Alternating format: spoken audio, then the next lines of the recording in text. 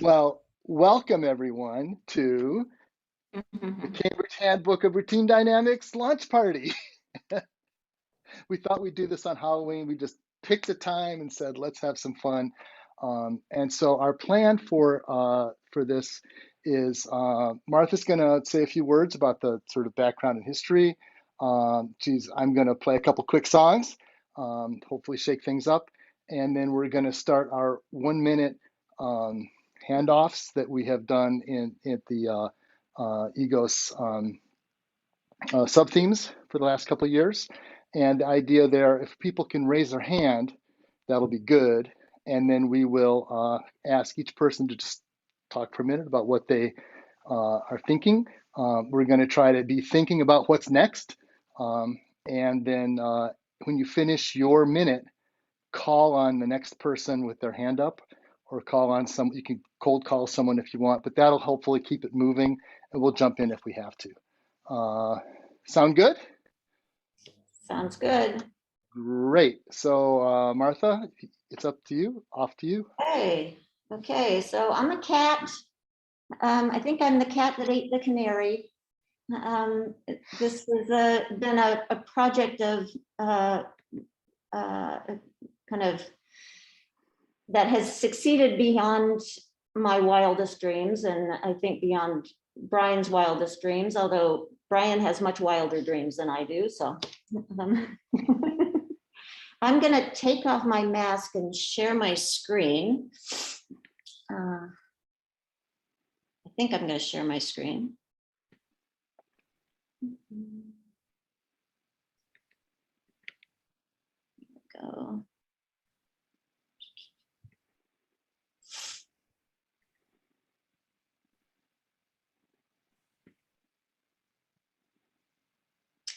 So this slide that Charlotte Blanche made for us represents kind of where it is we started and what we've been doing over the last 20 years in this project.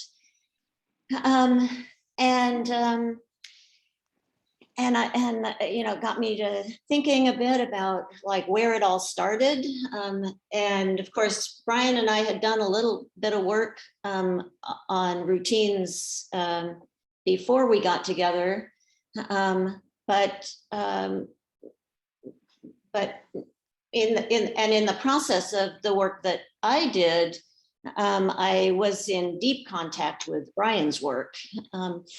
So as that project drew to a close, I reached out to Brian and suggested that it might be a good time to do a lit review on routines. I don't remember exactly. I think I emailed him, and we probably followed up with some phone conversation. We had met.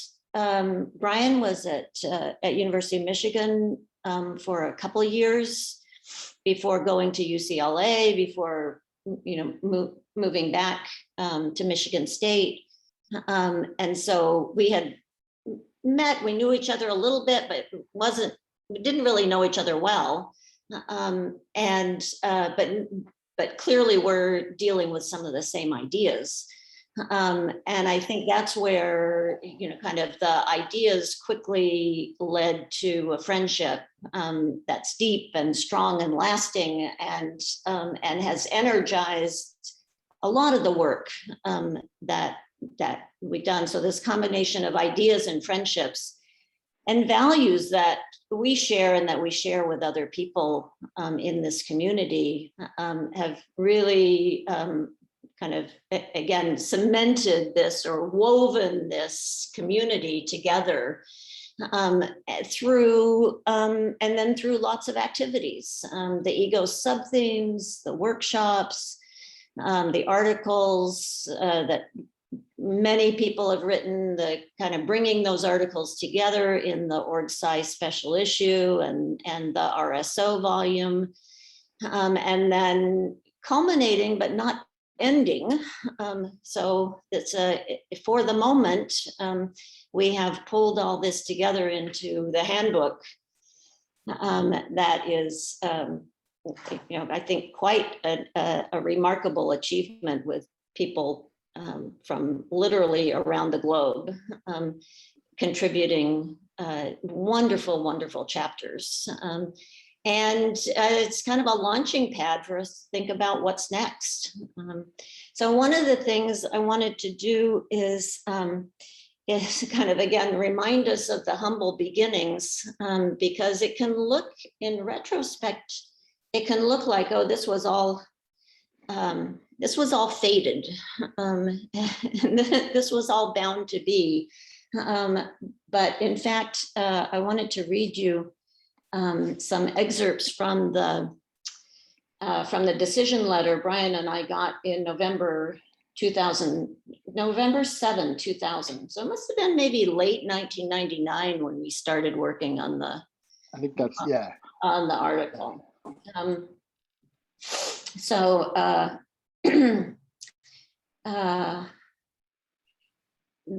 One of the prime paragraphs is, although I am not optimistic that you will be able to field a successful paper within a single revision permitted by ASQ policy, I have decided to invite you to revise your paper. In my experience, reviewers who are doubtful about a paper's chances for successful revision are usually right. Whether because of superior foresight or self-fulfilling prophecy, I can't say. Still, if after studying our feedback, you see some hope of winning over the reviewers, I think it would be worthwhile to try another version. And here's where my plug is for partnering with somebody who's wildly optimistic, as Brian is. If I'd gotten this by myself, I would have just packed it in. He goes on to say, for me, the core of the paper and the least satisfactory part comes between pages 3 and 8, where you set up basic definitions. Turns out basic definitions has been the most cited part of that paper. But of course, it could be because we changed it. And another paragraph starts with, as a naive reader, I found it difficult to accept. The next paragraph says, as I sought clarification by reading further, my discomfort grew. He goes on to say, he particularly took exception with our examples.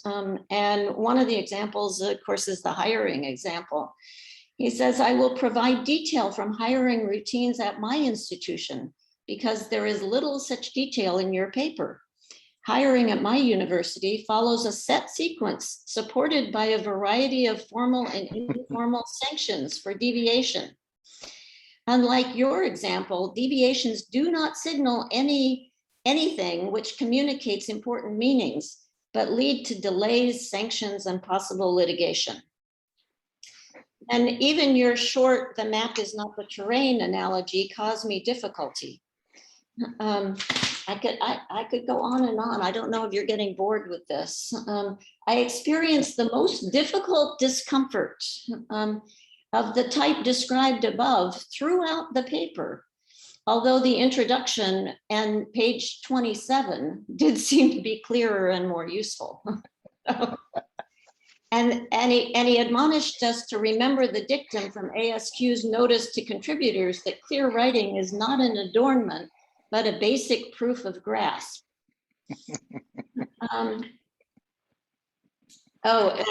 More on the example. Yeah, he said, indeed, the fact that deviating from routines is frequently not adaptive, but rather is an indication of individual or system failure is an important point that is absent from your paper. More admonitions. Remember that our publication objectives at ASQ do not include the application of existing theory to administrative phenomena. Rather, our objective is to generate new understanding, usually by extending or surpassing existing theory. He ends by saying, I hope our feedback does not prove too dispiriting. I know we have put a lot on your plate, and I recognize that theory generation of this type can be very daunting. um, then there's the, so we revised, and it apparently took us quite a long time to revise because the next letter comes January 29th, 2003. So that was a lot of work and a lot of changes. And the next letter says, two of the reviewers recommended provisional acceptance, so that was good. One reviewer counseled vigorously against acceptance. Truth be told, my perceptions of your paper when I studied it before studying the reviews was much closer to that of the sole negative reviewer.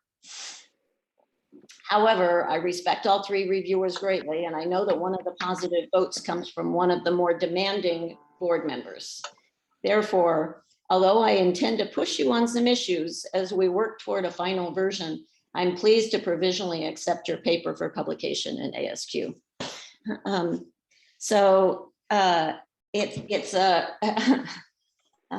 It's a reminder that to be optimistic.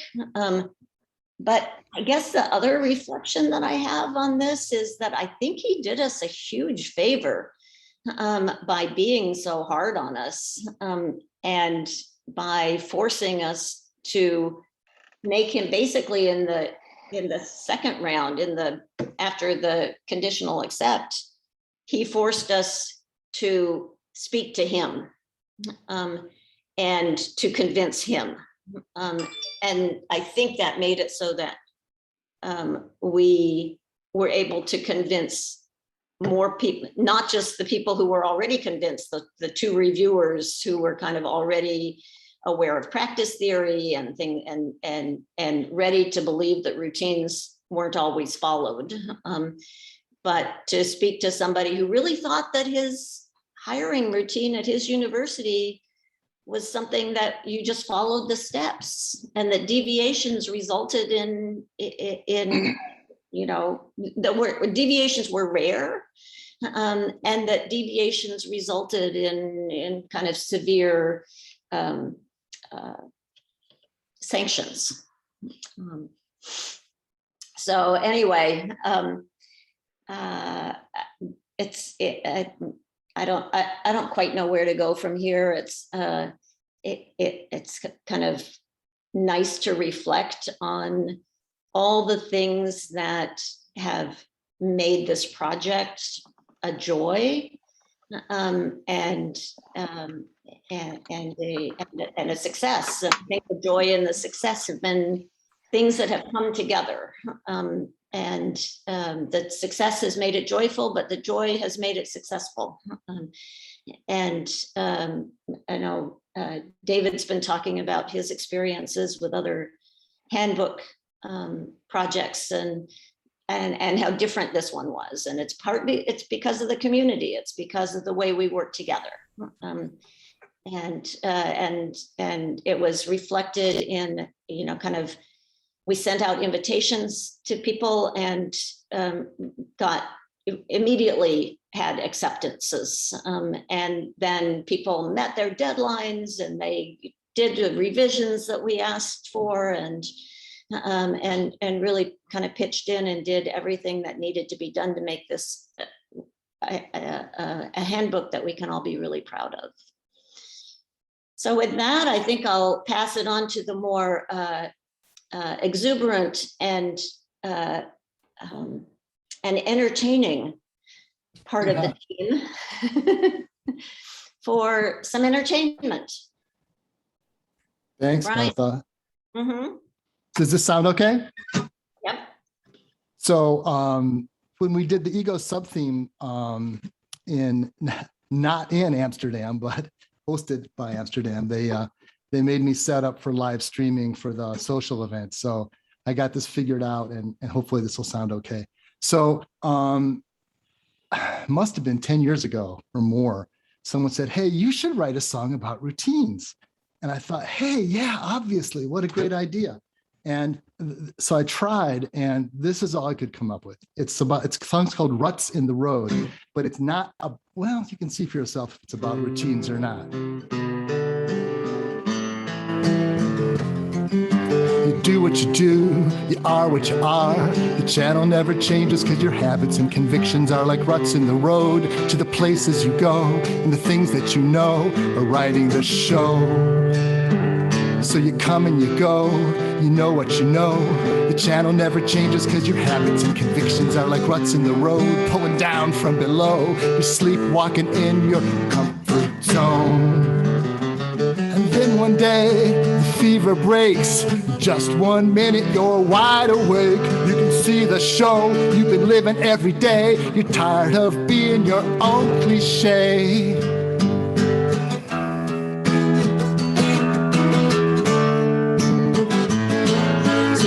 What you can, right where you stand. Cut that cable because the shows are all canned. And you add some lines, leave some out. Maybe you'll sing and maybe you'll shout, because they laugh a lot louder when you improvise. And the songs sound better when you're playing them live.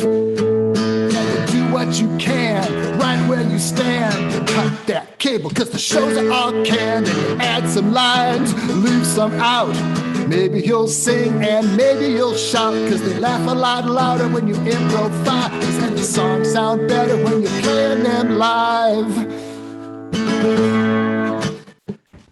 So now is that a song about routines or not? I don't know. Cut that cable because the shows are all canned. So this being Halloween, I wanted to play a song about vampires. Right, and this is a song that I came up with the idea after hearing Sid Winter, who in some ways is sort of like the grandfather of routines and organizations because of the economic theory of evolutionary theory of economic change, right? And Sid, I saw him give this talk at Ohio State where he spent a lot of time sort of talking about rational actor theory, sort of the neoclassical rational actor theory, and what a bad idea it was. Like, no one's, and afterwards, I said, Sid, what's up? Why, no one believes that anymore, do they? Like, why would you spend so much time on that? And he said, hey, some ideas are hard to kill. And I thought, oh, Sid Winter, vampire slayer. Oh yeah. So anyway, so this is a song about that. I haven't practiced it that much, so hopefully it'll come out okay.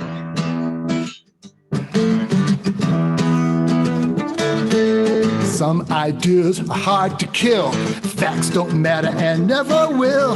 Get some garlic and a silver cross. Maybe then we can show them who's boss. Vampires on our editorial boards.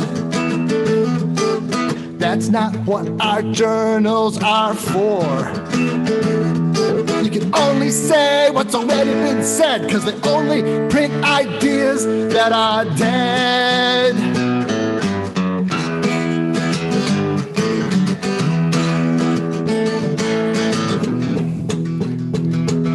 You gotta have standards, no doubt about that. You don't want to print a lot of mindless crap, but defending dead ideology, well, that kills relevance and novelty. Vampires on our editorial boards. That's not what our journals are for. You can only say what's already been said, because they only print ideas that are dead.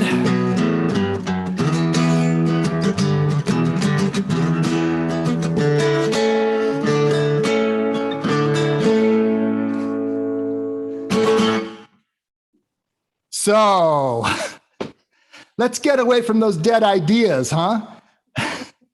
That's my thought. And so the big question that comes up, from that, like, cut the cable, do something new, improvise, get away from the dead ideas, is what's next, right? And I think that's an important concern. So what we're going to do in our just to toss that out there, but in our 1 minute thing, which will start now, I guess I'd like to first have our editors chime in, and then we'll start with everyone else. So raise your hand, and then the person who talks calls on the next person. So I don't have to do it. Don't make me do it. Okay. Sounds good. I see Klaus is in my upper corner, so I'm going to call on him first, just out of. Right. Right. Thanks for for the introduction and the music. So my 1 minute is about what's next.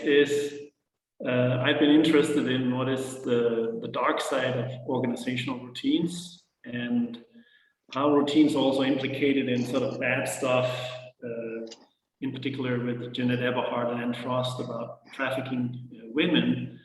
But then in the process of organizing EGOS 2020 with Martha and with Catherine Seele, we also saw COVID happened. There was a lot of bad things happening in terms of racism and bad things in the USA we saw. And then we started to talk about, and I particularly became interested in, that routines can actually also be a solution for some of the very big problems that we are having or seeing. And these are topics, issues that I would like to focus on going forward.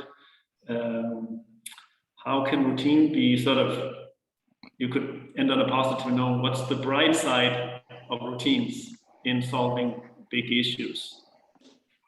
So,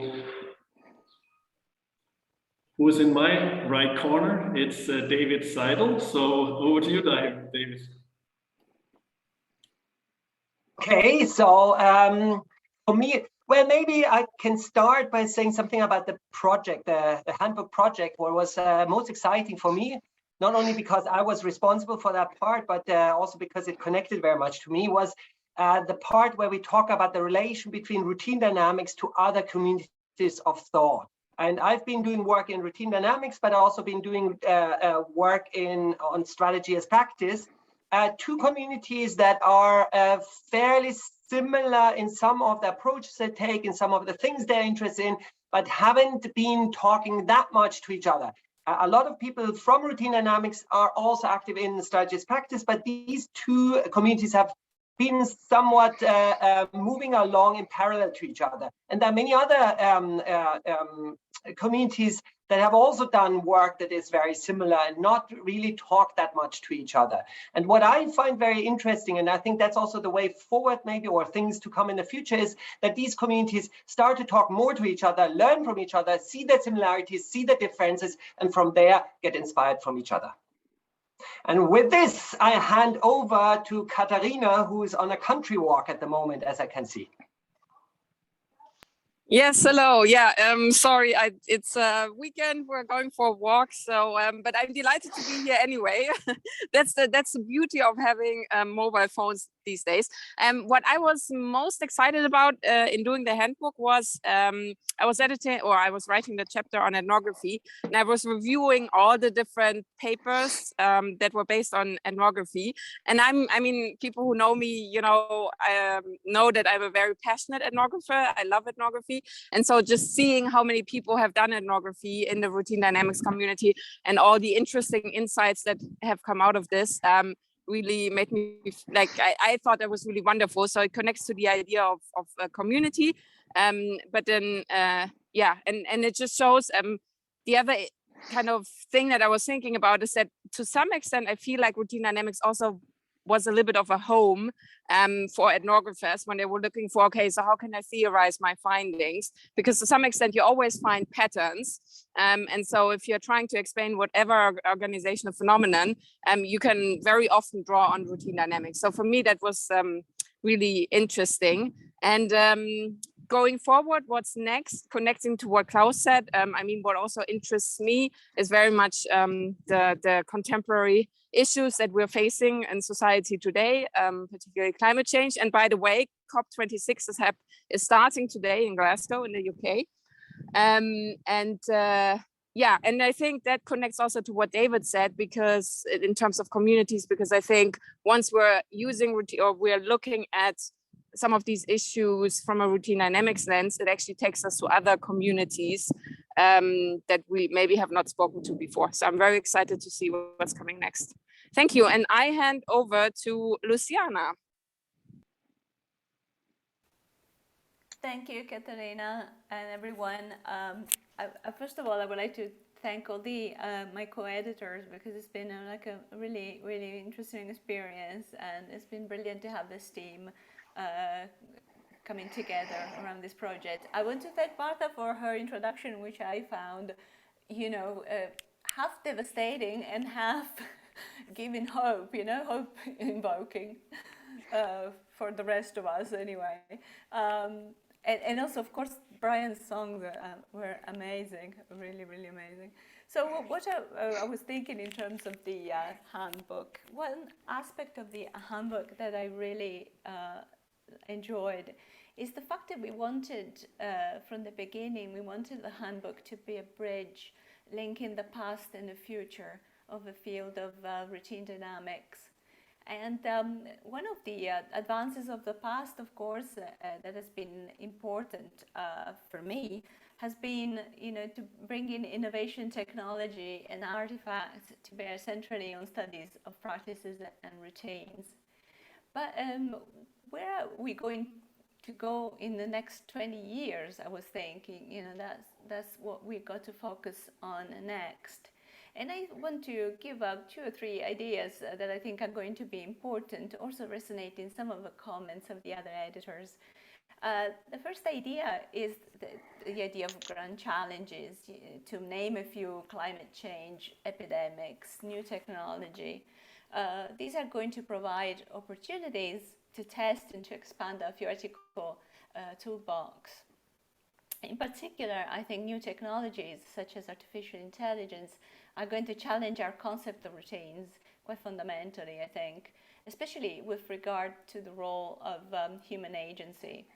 And we know that matter matters, and it has always mattered, but with the advent of autonomous or semi-autonomous technologies, it is going to matter even more.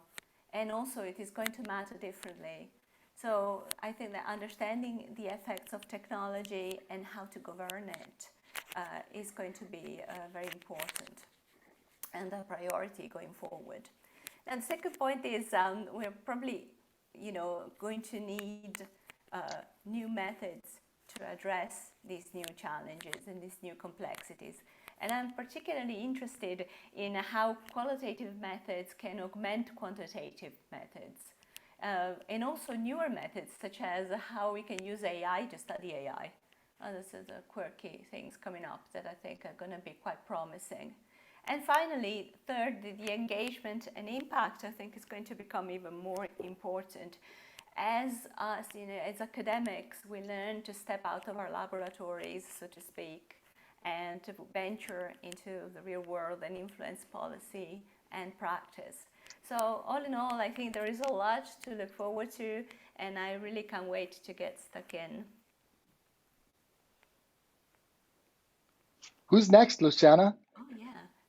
I think of the editors, I've got Martha next.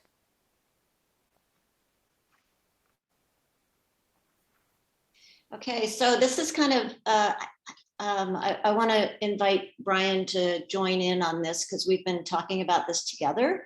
And it's very, 1 minute. yeah, very much consistent with, very much consistent with some of the other themes, certainly with Klaus's theme and Katerina's, is kind of thinking more deeply about how routines are implicated in privilege, and how routines promote privilege, how they can be used to undermine or help us start thinking about how to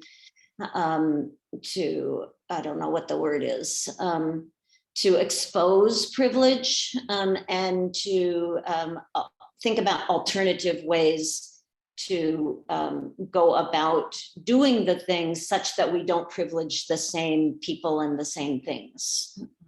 And I kind of have a vision of a next handbook sometime in maybe 4 or 5 years of critical routine dynamics. Call on me.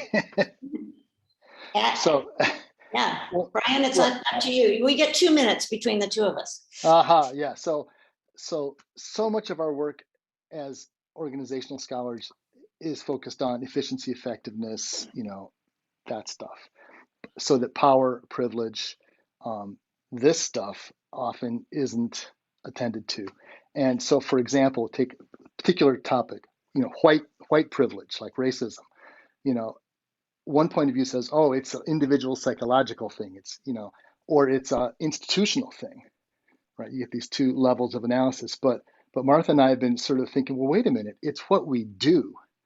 It's how we interact. It's our practices, it's our doings and sayings, it's our routines. And taking a critical perspective on privilege, focus from that routine dynamics perspective, both points to, well, here's partly why it's so locked in, because it's routinized, and also gives potentially recipes for intervention. I think it's cool. So I get to call on then. So we're done with our editors, and now, anyone have a hand up? Oh, come on. So I'm seeing Juan next in my Zoom lists. Can I cold call Juan, and then we'll get hands up so that people don't feel, yeah. Molly's hand is up. Did you see that? Is it? Oh, I didn't see. Oh, maybe my screen is bad. But then it was not a virtual, it was a real hand. A real hand. Oh, we're not used to real hands. Oh, real hand. Who? Yeah, please go ahead. Sorry. Hi, sorry. Hi, everyone. Happy Halloween. Sorry, I couldn't find the button for my, my screen had been taken over with the view thing, so I defaulted to my actual hand. So as will surprise no one, I'm interested in the intersection of things like sense making and routines. But building on the work that Curtis and I did in the organization Science Special Issue, this idea of sort of when people know how to transition from one step to the next, I think is really interesting, and we studied it in medical handoffs. But it strikes me that it's a puzzle in all kinds of knowledge work where the work is less tangible and it's a little hard to see the margins of it. So I'm continuing to think about that. Curtis and I are continuing to do some work on that, but also thinking about not only teams within organizations, but there's more and more we're seeing groups of people organizing in other kinds of contexts, which sort of touches back on some of the other points people have made, and thinking about how in more temporary teams, people are able to quickly establish routines and how they understand sort of how to move through them. Beautiful. I think it's, so I would call it Sri if he's up for it. Yeah. Yeah. So hi everyone. It's actually nice to see a lot of familiar faces again because I haven't been a part of a few workshops and the previous egos. Actually, Klaus and Pentland actually gave a better introduction to what I'm going to say, because I also started using routine lens to study some of the problems that we came across during the COVID lockdown, especially the struggles that migrant labor, these people, a bit of marginal segments of population have faced in India. You might have seen news about laborers on walking kilometers to go to the places on the streets, and police charges and mandatory quarantines, these kinds of things. So I'm kind of moving more towards ethical and sustainability issues and trying to integrate routines with them as well. And I'm actually also happy to share that I will be a bit more supported to do this kind of research, because I'm actually going to start in the new year as assistant professor in Dublin City University in sustainable innovation. Thank you. And as a side announcement, if anyone's looking for a postdoc in digital transformation, using or not using routines, digital ecosystems, innovation, these kinds of topics, Lewis University, where I did my PhD, where I'm still now, is actually looking for a one-year postdoc. So if you know anyone who can use it and contribute to the community, that would be nice. I think Yuan, thank you again. Can you put that information in the chat? So yes, I will. That'd be great. Thanks. Yes, thank you. Mm-hmm. Yeah, thanks very much, everyone. The first thing I want to say in my 1 minute is how grateful I am for the inclusivity of this group and actually having been invited to the handbook. And then listening to Martha's summary there of that feedback that they got at the start, it's just changed so much with me, because one of the reasons why I first got interested in the work of Martha and Brian was just trying to understand what a practice is, just trying to understand what I mean. We're talking about you adopt a practice and you get an outcome, but how does that work? And sort of getting outside of that cage of rationality that is that I felt was imposed on organizational thinking. And I think there's a lot of work to do on that front. And looking forward, what I'm thinking is about this obsession that I have with situating the ostensive, with de-abstracting things. The more we rely on abstractions, the more we rely on explanations that are, if I may use the sort of the Platonic way of thinking, explanations that are outside the cave rather than here in this world, in this material world of ours, the less, the more lost we will be in sort of trying to understand what's going on, trying to fix it, trying to address it, trying to really get behind it. So yeah, that's my obsession, really, to go and strip as much as we can of abstraction. It's all material. It's here in front of us. Let's look at it. Awesome. Thank you. Fleur, would you like to go ahead next? Thanks. Yeah, and thanks to everyone for making such a great handbook, and thanks to the editors for inviting to write a piece. I love the routine dynamics community, and at some point, I think, like many of you already said, it's really been this home where people are developmental and where ideas spark. So I'm actually really excited that I got to write this chapter together with Catherine, because we were looking for a project, and I think along with this, our joint fancy of innovation came this collaboration. And moving forward, I really, for example, enjoyed the paper, and I know that some people will be laughing, by Eugenia Cassiatori. Apologies for my poor pronunciation, I still have to practice this. On temporary organizing, because of my recent interest. Well, I've always been interested in big scale engineering and innovation work, but around water management in the Netherlands, which is a very non-trivial challenge these days. And I'm very keen to explore how roles and routines both enable and perhaps constrain new ways of collaborating around water management, because this traditionally in the Netherlands has been actually the whole origin of our country, our sort of joint concern around water. And I think we're seeing some really interesting new forms of collaboration emerge in our country. So I'm very excited to be studying this, and had lots of inspiration from the handbook. So thanks, everyone. And I'm looking if there were other hands. Looks like Scott. Oh, sorry. No, perfect. So yeah, I would just like to offer my thanks to the editors and contributors for the handbook. It's just absolutely fantastic. So in terms of what I'm currently excited about, so I'm interested in routines for producing novel and creative outcomes. That's sort of an interest area, and in particular, how the participants can kind of continually generate those types of outcomes within those routines. And then going forward, I'm actually super excited about this idea of using routine dynamics to better understand and hopefully help to address some of these societal problems, particularly for me in the environmental sustainability space. So that's where I would be interested to going with a little more of a long-term orientation. So thanks. Awesome. Who's next?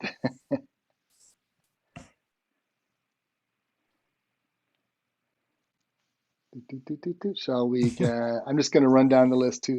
Yeah. So we've had Marla. So I think Dewa would be the next in my, can I call on you? Charlotte, she also had her hand up. I didn't want to, but Charlotte. we have to go through this, so I'll do that now. Well, I wanted to thank, yeah, I know, it's always difficult to start.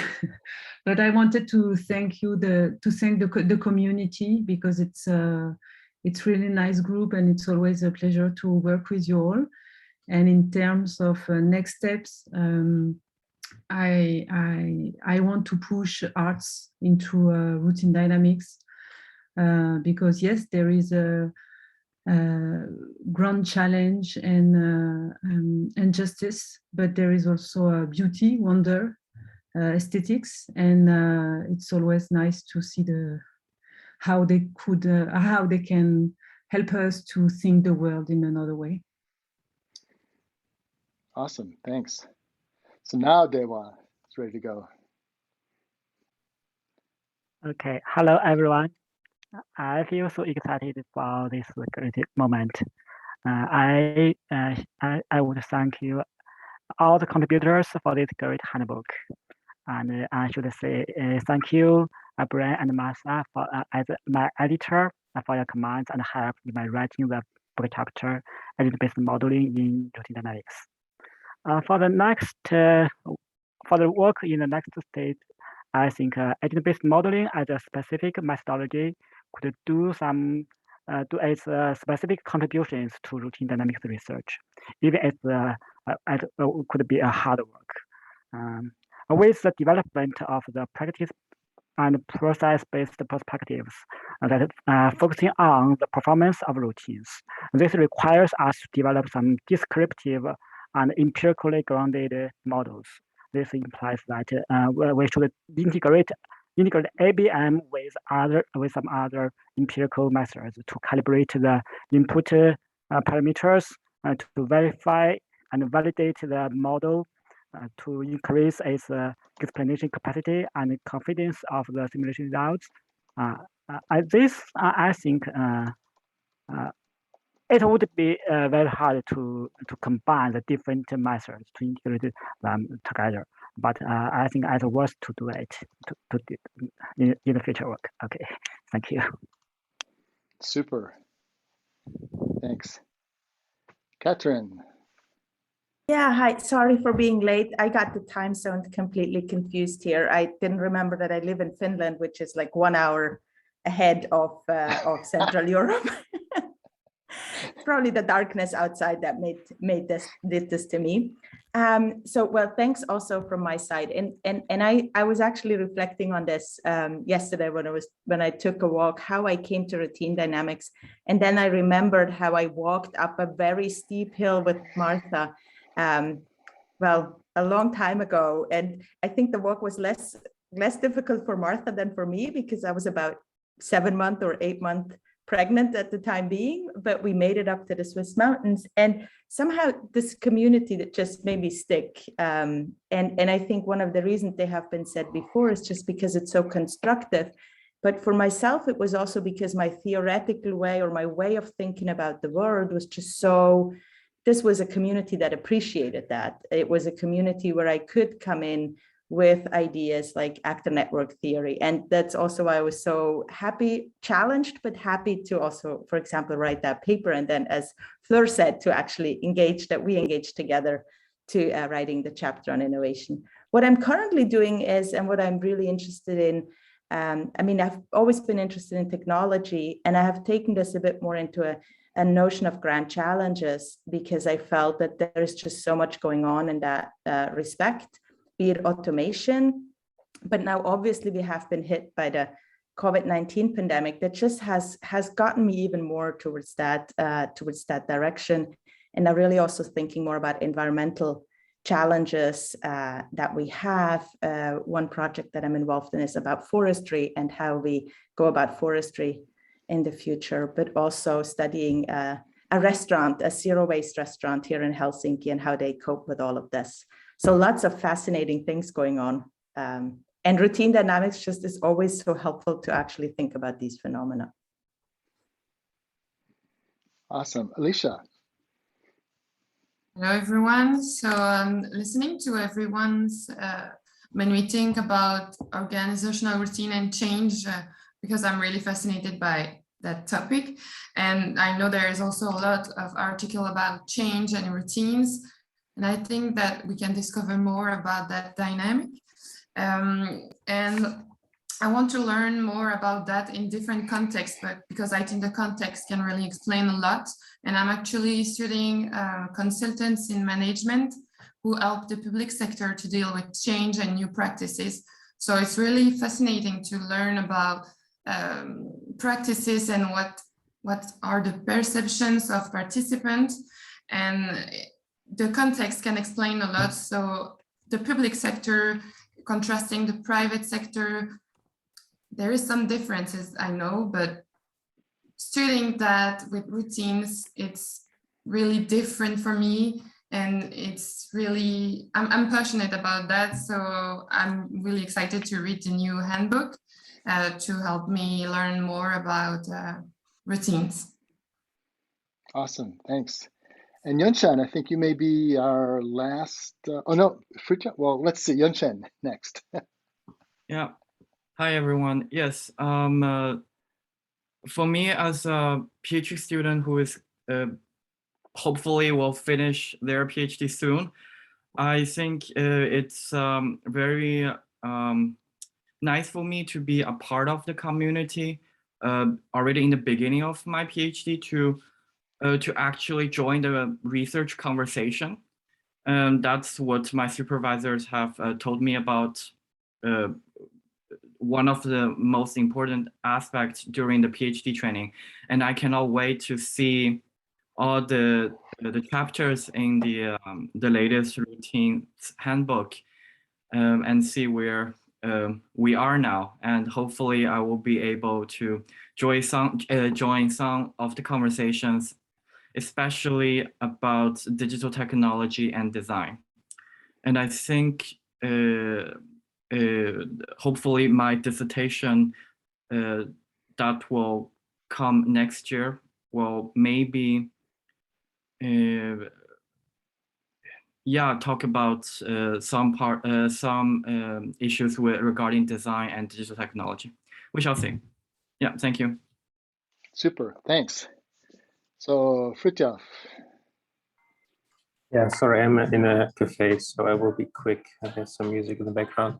So like, what I just wanted to share is like I really came to routine dynamics for like the Ubisoft paper, the pragmatism inspired papers, and the work on design. But I really stayed for the community, and I think that's really, it owes a lot to this dynamic between Martha and Brian. So I really enjoy this unfolding over such a long period. And I think going forward, yeah, you all know that my interest is pragmatism design. That's my own limitation. But so I'm really curious more to explore the imagining of routines, the designing of routines, the role of aesthetics, and especially kind of like how can routines foster kind of like collective improvisations. I find that really, really curious. So let's see. Thank you. Thanks. He's rocking out in the background. Looks like Kenneth has just joined us. You're dropping in right at the very tail end of the 1 minute things. I was just about to do the wrap up, but if you have a 1 minute thing, we'd love to hear. I don't. I just wanted to say hi. Yeah, hi. I just got Klaus's message that yeah, I got the timing wrong because of the deadline changes. So hi everyone. Yeah. That's okay. That's okay. It's delightful to see everyone. So so David suggested that I should wrap up. I'll wrap up super quick with the following observations. First, that in just reading the chapters, I learned something from every chapter. So I know, and I have not read all of them either, because we divide it up, right? So the ones, it's just like there's just so much good content, and right. So that's the first thing. Second thing is, for what's next, it's like we're seeing people from our community, like Klaus and so many others are getting papers into these top journals, right? And so we're establishing this foothold where it's less likely we're going to get this kind of scathing, I just don't believe this could possibly be true kind of a letter, right? That seems a lot less likely, and that's because we all have collectively kind of moved it up to the next level. And where we're going, I mean, I love, so there's the grand challenges, there's arts and beauty, there's AI and materiality, there's all these different directions that people are exploring, and things that not represented here, but education, and if we're sort of creeping out into the world. It's important to remember, though, that our little echo chamber is actually quite small. I mean, we're routine dynamics isn't huge. It's a tight-knit little group kind of. And I think that this concern about what's next involves broadening that. And I think a couple of the things, just to echo what Martha had said before, there's the sense of community and being welcoming and respectful, but also a really strong emphasis on what people do. So like when Juan was saying, let's just, hey, keep it inside the cave, man. Like what's here and now. This sort of emphasis on observation and ethnographic work, as Katrina was saying, has been the thing, really the engine that has kept this little choo-choo running. So I'm just super proud and delightful that everyone was able to join us today. Thank you so much. And I mean, I'm going to turn off the recording, and if people want to hang around, this is just, you're here in my dining room. Right? Very exciting. Okay, great. So